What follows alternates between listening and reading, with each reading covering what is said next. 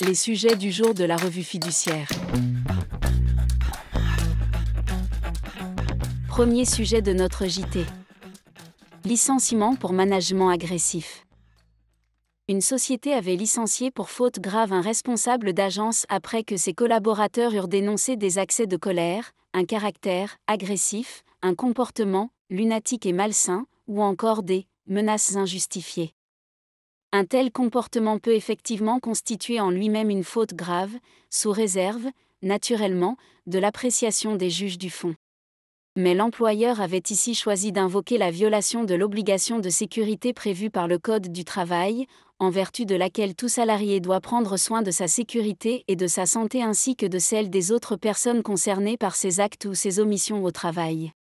Tenu en échec par la Cour d'appel, qui avait considéré que l'on pouvait parler d'un management maladroit et parfois empreint d'attitude colérique, sans pour autant aller jusqu'à la violation de l'obligation de sécurité, l'employeur a obtenu gain de cause devant la Cour de cassation.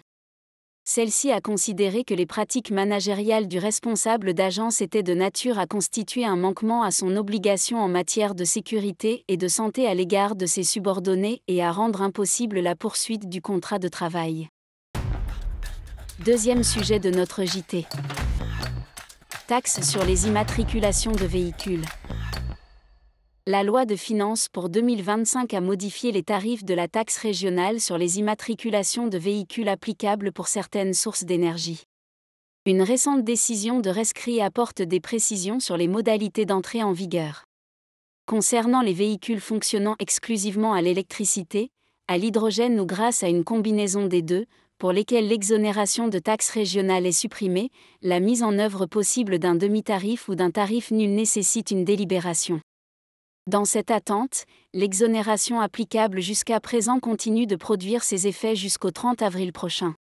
Pour les véhicules hybrides, fonctionnant au GNV, au GPL ou au E85, la possibilité accordée aux régions de mettre en place un demi-tarif a été abrogée.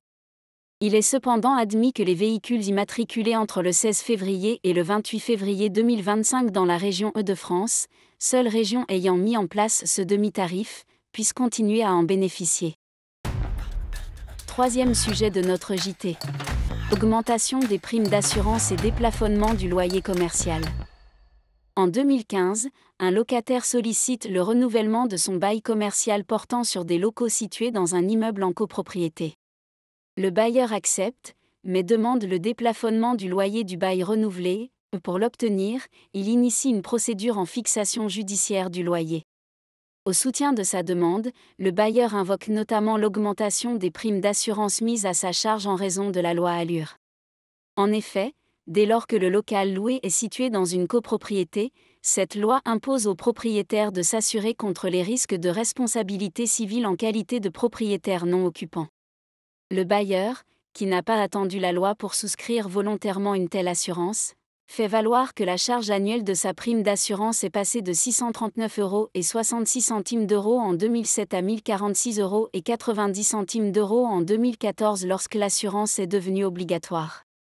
Ce qui constitue, selon lui, un changement notable justifiant le déplafonnement du loyer. Les juges d'appel font droit à la demande de déplafonnement du bailleur. Ils constatent, notamment, que l'augmentation des charges supportées par le bailleur en raison de cette obligation légale d'assurance a abouti à une baisse de près de 28% de son revenu locatif. Ils en déduisent donc une modification notable des obligations du bailleur, de nature à justifier le déplafonnement du loyer du bail renouvelé. Le locataire conteste la décision au motif que la prime d'assurance, qui était payée par le bailleur avant même qu'elle ne devienne obligatoire, ne peut pas constituer une charge nouvelle à considérer. La Cour de cassation confirme la décision de la Cour d'appel et rappelle que le loyer peut être déplafonné en cas de modification notable des obligations respectives des parties. Il en résulte que la création, au cours du bail expiré, d'une obligation légale nouvelle à la charge du bailleur est un élément à prendre en considération pour la fixation du prix du bail commercial.